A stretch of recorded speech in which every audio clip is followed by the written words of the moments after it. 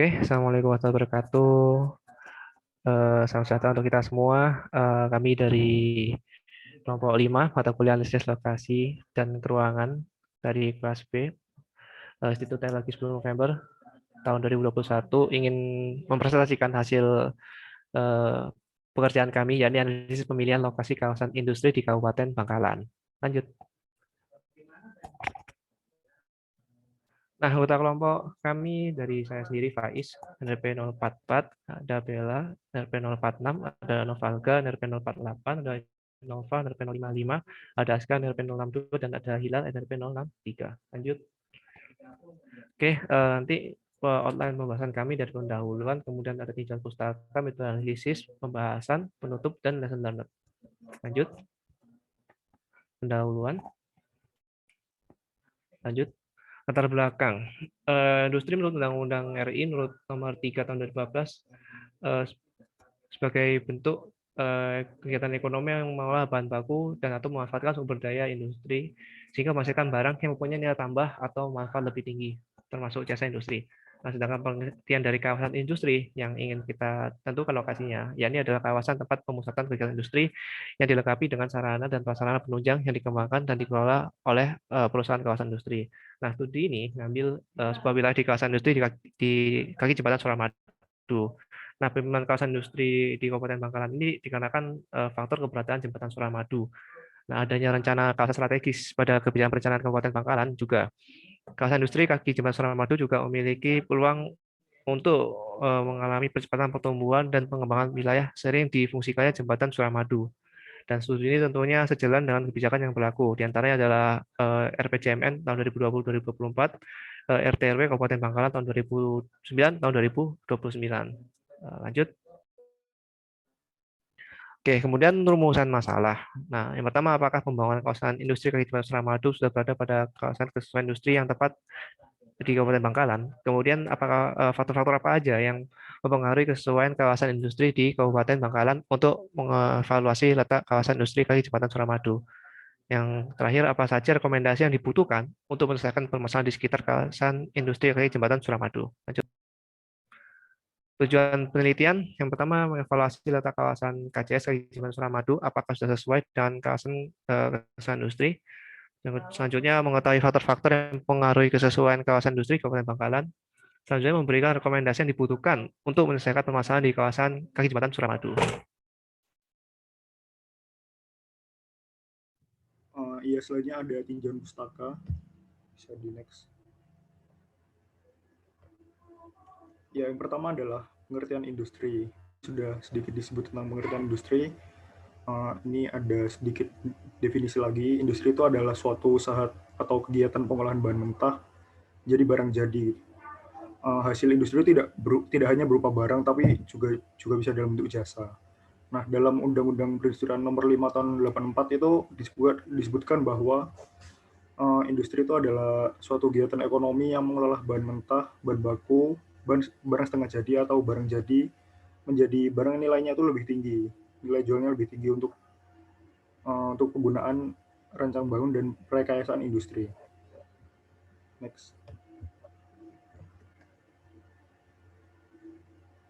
Nah, ini ada klasifikasi industri menurut lokasinya.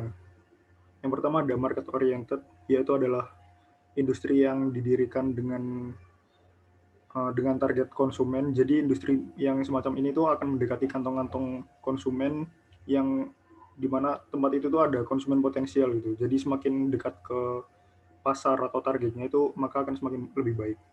Yang kedua ada manpower, yaitu industri yang berada di dekat dengan permukiman penduduk karena industri tersebut itu membutuhkan banyak pekerja atau pegawai.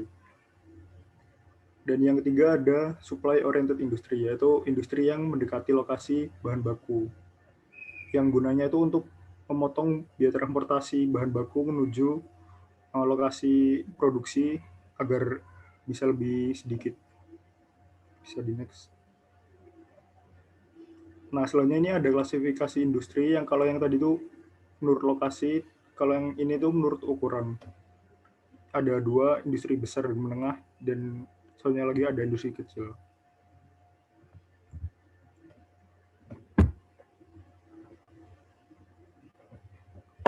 Ya, ini ada industri besar dan menengah. Yang pertama ada kompleks industri. Industri ini berlokasi di luar kota dan jauh dari permukiman penduduk, yang biasa dikenal dengan zona industri atau kompleks industri. Yang kedua ada industrial estate.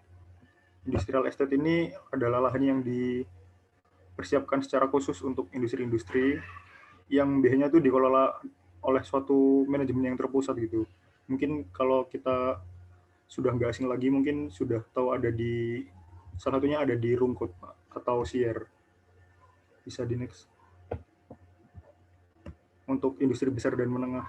Yang ketiga ada kawasan industri. Ini adalah lokasi industri yang sudah ditetapkan dalam master plan atau rencana induk.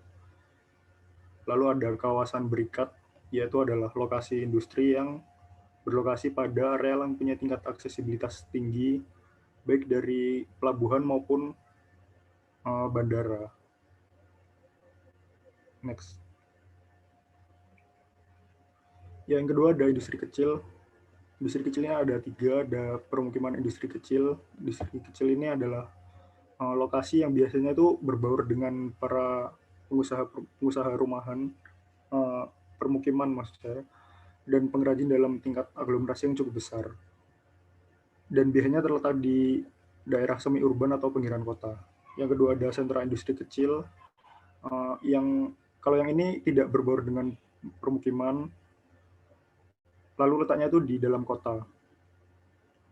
Lalu yang ketiga ada sarana usaha industri kecil. Ini adalah suatu tempat usaha industri yang disediakan oleh badan tertentu untuk menunjang dan bekerja sama secara langsung dengan industri besar. Biasanya terletak di suatu lokasi IE atau industrial estate yang tadi. Nah, sekarang kita bisa next. Kita mereview sedikit tentang teori industri dari Weber. Teori Weber ini biasa disebut juga dengan teori segitiga lokasional atau hubungan antara lokasi industri dengan lokasi bahan baku. Weber ini berusaha untuk menentukan lokasi dengan cara mencari total biaya transportasi itu yang paling murah gitu. Dan juga Weber juga sangat mempertimbangkan berat dari bahan baku dan komoditas akhir. Jadi gap antara keduanya itu sangat dipertimbangkan. Next. Nah, tadi kan sudah disebutkan kalau misalnya Weber ini tuh berusaha buat mencari atau menentukan lokasi itu dari yang paling murah dengan cari total biaya transportasi bahan bakunya.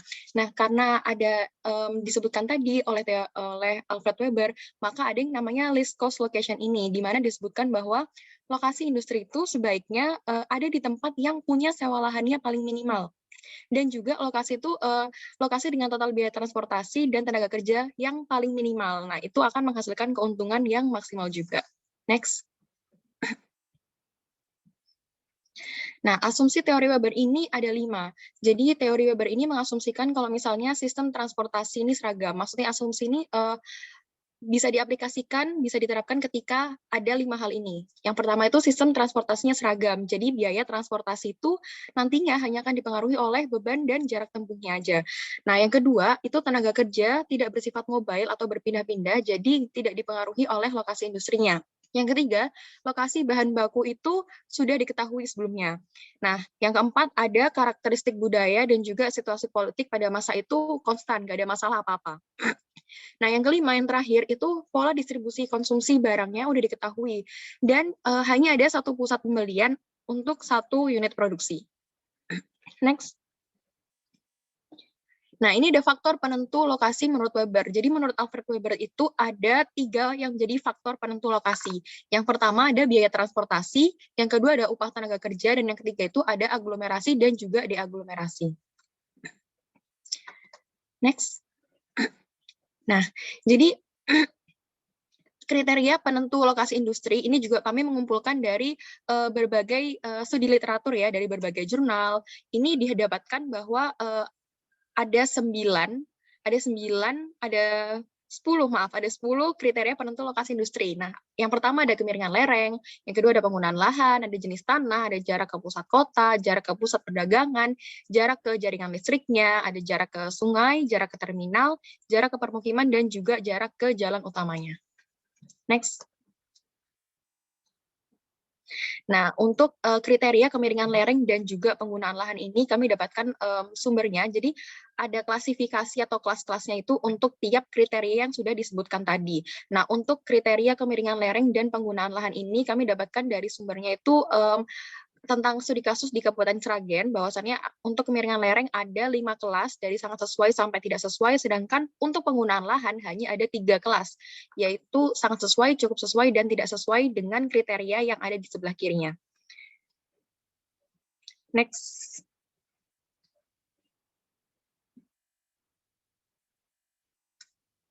Nah, untuk jenis tanah ini ada 4. Ada 4 klasifikasi kelas, mulai dari sangat sesuai yang ada aluvial, gley, dan sebagainya, sampai tidak sesuai yang termasuk regosol, kelabu, waduk, dan sebagainya. Next. Untuk jarak ke pusat kota dan permukiman ini ada 2 kelas aja, tidak sesuai dan sangat sesuai.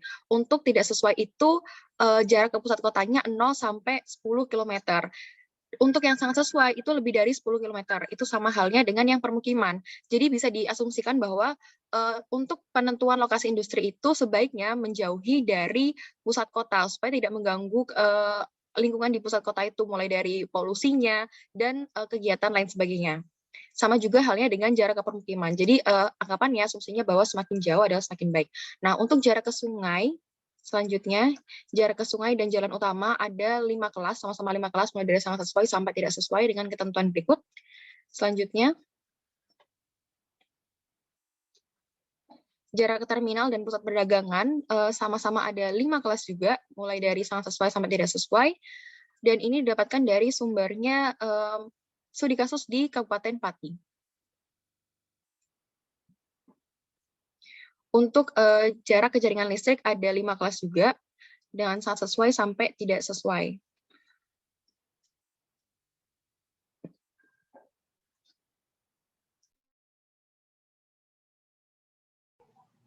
Ya, selanjutnya ada metode analisis. Ya, jadi kelompok kami dalam menganalisis peruntukan untuk kawasan industri ini menggunakan yang pertama ada multi kriteria analisis. Jadi ini merupakan salah satu metode yang membantu proses pengambilan keputusan yang memiliki banyak kriteria. Nah, tujuannya yaitu untuk memberikan pilihan, peringkat, deskripsi, klasifikasi, pengelompokan, dan untuk mengurutkan alternatif dari yang paling disukai hingga opsi yang paling tidak disukai. Ada 3 tahapannya. Yang pertama menentukan kriteria, yang kedua melampirkan ukuran numerik untuk kepentingan relatif dari kriteria dan dampak terhadap alternatif dari kriteria tersebut, dan yang ketiga memproses nilai numerik untuk menentukan peringkat dari masing-masing alternatif. Nah, dalam penelitian ini, pengambilan keputusan untuk menentukan lokasi potensial pengembangan kawasan industri dilakukan dengan menggunakan teknik AHP. Nah, tujuannya yaitu untuk mendapatkan prioritas keputusan atau faktor utama yang mempengaruhi suatu keadaan yang ada.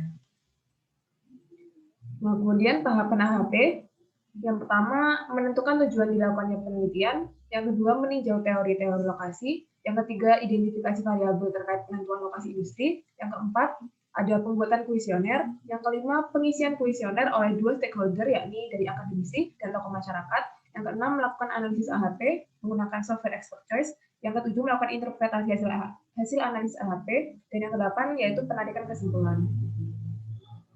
Metode yang kedua yaitu ada sistem informasi geografis. Nah, SIG ini digunakan untuk memasukkan, menyimpan, memanggil kembali, mengolah, menganalisis, dan menghasilkan data berreferensi geografis atau data geospasial. Nah, SIG ini hadir untuk membantu dalam perencanaan tata ruang wilayah, penentuan kawasan industri, analisis kesesuaian lahan, dan lain-lain. Data yang diolah dalam metode ini adalah data spasial dan data non-spasial. Dalam penentuan lokasi kawasan industri, variabel yang digunakan dapat diambil dari teori-teori tertentu atau diambil dari pedoman atau modul atau regulasi yang berlaku.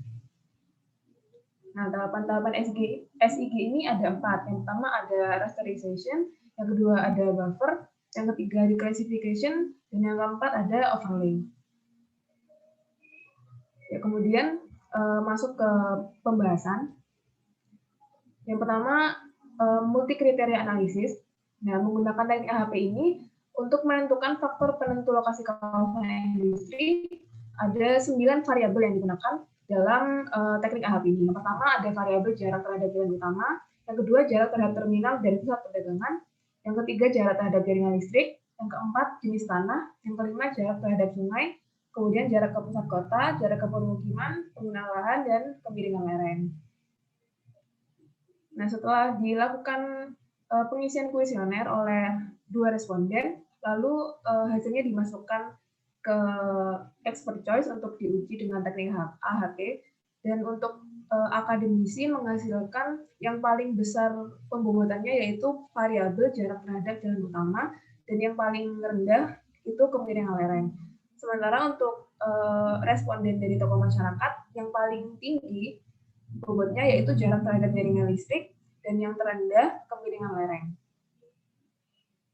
Kemudian setelah dilakukan penggabungan atau combine dari kedua responden, didapatkan hasil pembobotan akhir dari variabel-variabel penentu untuk lokasi kawasan industri. Dan inkonsistensinya 0,08, dan berarti ini sudah valid dan dapat digunakan. Nah, hasil bobot dari analisis menggunakan AHP ini bisa dilihat di tabel berikut, dengan bobot paling tinggi yaitu jarak terhadap jalan utama sebesar 0,276, dan yang paling rendah yaitu variabel kemiringan lereng bobotnya 0,018. Nah, kemudian untuk analisis GIS-nya dari variabel-variabel tersebut kemudian dibuat peta tematiknya, kemudian di overlay menjadi peta analisis potensi lahan, dan kemudian output akhirnya yaitu menghasilkan peta arahan industri di Bangkalan menurut RT RW.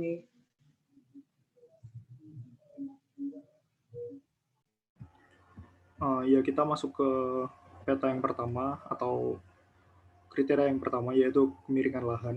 Ini adalah peta kemiringan lahan existing yang ada di Kabupaten Bangkalan.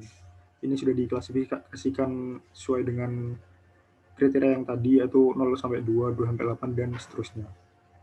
Next.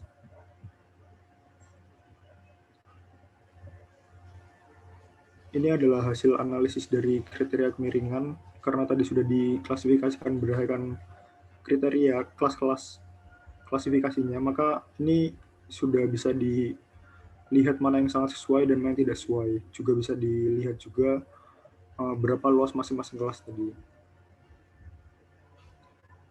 Mungkin bisa di next.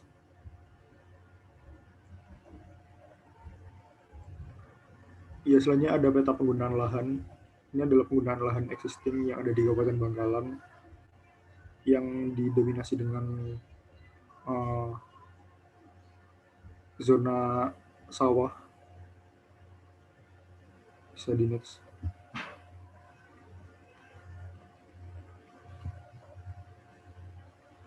Ini adalah hasil analisis dari penggunaan lahan. Mayoritas adalah sangat sesuai, dan hanya sedikit sekali yang tidak sesuai, karena kebanyakan hanya zona air atau perairan. Bisa di next. Selanjutnya ada peta jangkauan terminal atau kriteria jarak terhadap terminal.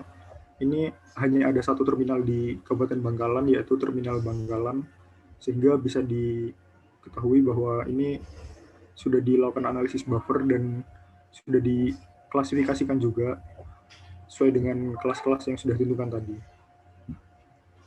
Next.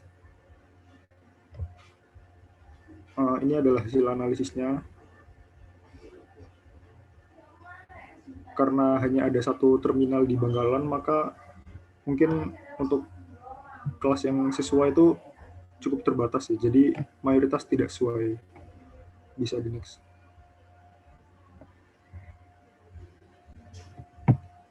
Selanjutnya ada peta jangkauan dari pusat perdagangan yang ada di Kabupaten Bangkalan. Ini bisa dilihat bahwa ada cukup banyak pusat perdagangan yang ada di Kabupaten Bangkalan, dan Ini juga sudah dilakukan analisis buffer sesuai dengan klasifikasi yang sudah ditentukan juga tadi. Mungkin bisa di next.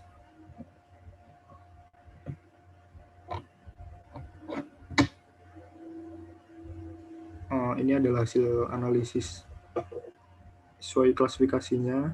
Ini karena ada cukup banyak pusat perdagangan di Kabupaten Bangkalan, maka juga banyak juga area yang sesuai dan sangat sesuai di Kabupaten Bangkalan ini. Hanya sedikit sekali yang tidak sesuai atau kurang sesuai. Nah, yang selanjutnya ini ada peta jenis lahan di Kabupaten Bangkalan. Jadi di Kabupaten Bangkalan ini jenis tanahnya itu ada gleisol, bromosol, litosol, dan mediteran. Next. Nah, dari hasil peta tematik tadi itu selanjutnya dilakukan scoring dengan acuan tabel kriteria dan hasil analisisnya itu bisa dilihat bahwa dominan kurang sesuai sebesar 69%. Nah, selanjutnya ini ada peta kawasan permukiman di Kabupaten Bangkalan. Next.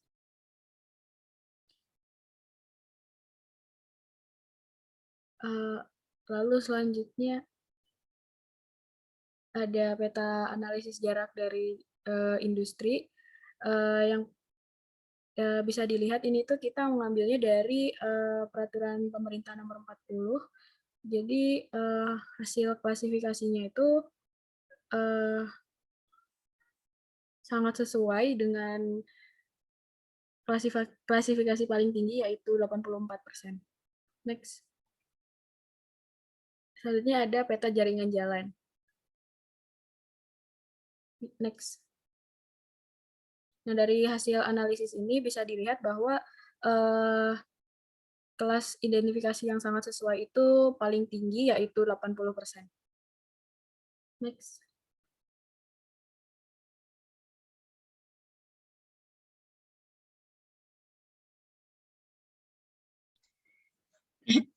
Nah, selanjutnya ini ada peta sungai di Kabupaten Bangkalan. Jadi bisa dilihat di peta ini bahwasannya sungai di Bangkalan itu banyak dan juga menyebar di seluruh wilayahnya. Next. Nah, lalu setelah dilakukan buffer dan juga input scoring tadi, didapatkan hasil analisis berikut ini, bahwasannya diketahui bahwa di Kabupaten Bangkalan ini untuk kriteria jarak terhadap sungai itu didominasi oleh karakteristik atau kelas yang sesuai sejumlah 35,98% untuk lokasi industri. Next.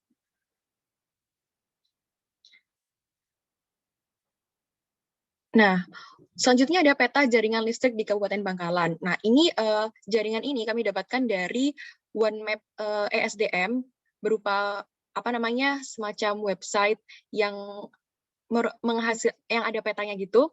Itu jaringan listrik di Kabupaten Bangkalan cuma satu kayak gini. Nggak benar-benar menyebar ke seluruh wilayah kabupatennya gitu. Jadi, waktu dilakukan analisis didapatkan hasil seperti yang di peta selanjutnya. Next. Ini dia. Jadi diketahui untuk kriteria jarak terhadap jaringan listrik ini paling banyak dominasinya itu kelasnya tidak sesuai, sejumlah 87,16%. Selanjutnya. Nah, selanjutnya ada peta untuk jangkauan dari pusat kota atau Kabupaten Bangkalan sendiri, yaitu Kecamatan Bangkalan, di mana untuk jarak ke pusat kota sendiri relatif banyak untuk yang sesuai, di mana yang hijau ini untuk yang sesuai dan tidak sesuai untuk yang warna merah. Selanjutnya. Nah, ini hasil dari analisis overlay dari peta-peta sebelumnya didapatkan untuk AKL kesesuaian Bangkalan untuk industri. Dari mulai hijau tua untuk yang sangat sesuai, hijau muda sesuai, kuning cukup sesuai, oranye kurang sesuai, dan juga merah tidak sesuai. Next. Dan selanjutnya ini ada analisis potensi dan klasifikasi wilayah industri. Jadi yang ini tuh dibagi menjadi 4, yaitu sangat sesuai, cukup sesuai, kurang sesuai, dan tidak sesuai. Nah, klasifikasi yang cukup dominan ini adalah sangat sesuai, yaitu sebesar 52%. Dan ini tuh penggunaan lahannya itu digunakan sebagai kegiatan industri itu sendiri. Nah, sedangkan klasifikasi cukup sesuai ini biasanya digunakan sebagai tambak dengan persentase 24%, lalu klasifikasi kurang sesuai itu sebagai ladang, dan yang terakhir ini klasifikasi tidak sesuai yang paling sedikit, jadi biasanya itu digunakan sebagai area konservasi. Next. Nah, selanjutnya kita membandingkan analisis dari kesesuaian lahan industri tadi yang sudah diolah itu dengan rencana di RT/RW-nya. Nah, jadi setelah dilakukan analisis kesesuaian tadi dibandingkan dengan RT/RW, itu didapatkan bahwa perencanaan industri yang ada di Kabupaten Bangkalan ini tuh sudah sesuai dengan hasil analisis kami. Jadi karena nggak ada kawasan atau rencana peruntukan industri itu yang ada di klasifikasi tidak sesuai. Nah, sebagian besar itu ada di klasifikasi yang sesuai, presentasenya itu 83,31% yang ada di tabel sebelah kanan, lalu sangat sesuai itu 15,83%, dan sisanya ada di klasifikasi cukup sesuai dan juga kurang sesuai. Nah, untuk daerah rencana lokasi industri sendiri, yang presentasi lahannya didominasi oleh kelas sesuai itu ada di Kecamatan Socah, Klampis, dan Arusbaya, ada 3 kecamatan. Sedangkan untuk di kecamatan yang paling bawah sendiri itu ada Kecamatan Labeng, itu sebenarnya termasuk juga sesuai, tapi di wilayah itu bisa dilihat ada warna oranye, yang mana warna oranye lebih ke merah gitu, dan juga merah, yang mana kalau misalnya di legenda peta itu menyatakan bahwa dia itu kurang sesuai. Sebenarnya Klampis juga, tapi lebih sedikit daripada yang Kecamatan Labeng.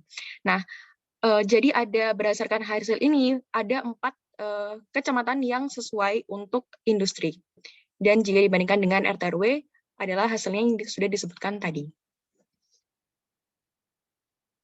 Nah, selanjutnya untuk kesimpulan. Next. Nah, berdasarkan hasil analisis yang telah dilakukan tadi dengan kriteria bobot itu, untuk bobot yang paling besar ya yang mempengaruhi yaitu untuk jarak terhadap jalan utama sebesar 26%.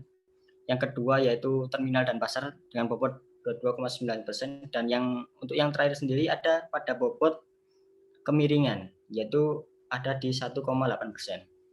Jadi dapat diketahui bahwa paling diutamakan untuk membangun industri pada Kabupaten Bangkalan adalah memperhatikan terhadap jarak terhadap jalan utama, tapi bukan berarti untuk kriteria lainnya ini diabaikan, jadi tetap diperhitungkan. Next. Nah, selain kriteria bobot tadi, dilakukan analisis juga dan didapatkan luas dari klasifikasi kesesuaian lahan di wilayah Kabupaten Bangkalan yang cocok untuk kawasan industri. Di mana untuk yang tidak sesuai sendiri ada 9.670,7 hektar, kurang sesuai ada 16.000,6 hektar, cukup sesuai ada 28,196,14 hektar. Kawasan yang sesuai dijadikan wilayah industri ada 59.403,54 hektar, dan yang sangat sesuai adalah 13.915,94 hektar. Dengan demikian dapat diketahui bahwa Kabupaten Bangkalan sebagian besar wilayahnya memang sesuai untuk dijadikan industri. Next. Pelajaran yang bisa diambil. Next. Nah, berdasarkan hasil dari penelitian tentang faktor dan kriteria yang mempengaruhi pemilihan lokasi industri, yaitu yang pertama, pada penentuan lokasi industri ada beberapa teori yang dapat digunakan, salah satunya Weber, di mana bisa dijadikan pertimbangan atau dasar landasan. Namun untuk penerapannya harus dikaji ulang dengan kondisi existing dan operasional terkait. Kedua, ada pun variabel yang dapat digunakan untuk menentukan lokasi industri seperti yang dijelaskan sebelumnya. Lalu ketiga, dengan dilakukannya pembuatan bisa lebih mudah dalam menentukan variabel manakah yang lebih dominan. Next. Dalam penentuan lokasi industri ini dapat berbagai variabel yang perlu dipertimbangkan, dan akan tetapi pada kasus ini variabel yang paling berpengaruh yaitu pada jarak menuju jalan utama, dan yang paling kurang berpengaruh adalah kemiringan. Kelima, analisis SIG digunakan untuk melakukan overlay dari hasil pembuatan yang sudah dilakukan serta menghitung seberapa luas dari lahan yang sesuai maupun tidak sesuai. Keenam, dilakukannya peninjauan ulang melalui analisis kesesuaian industri dengan rencana pola ruang yang ada dalam RTRW dapat menghasilkan informasi yang berupa apakah telah sesuai ataukah ada sebuah penyimpangan dan peruntukan penggunaan lahan industri pada wilayah penelitian. Next. Nah, sekian presentasi dari kelompok kami. Bila ada kesalahan, mohon maaf. Wassalamualaikum warahmatullahi wabarakatuh.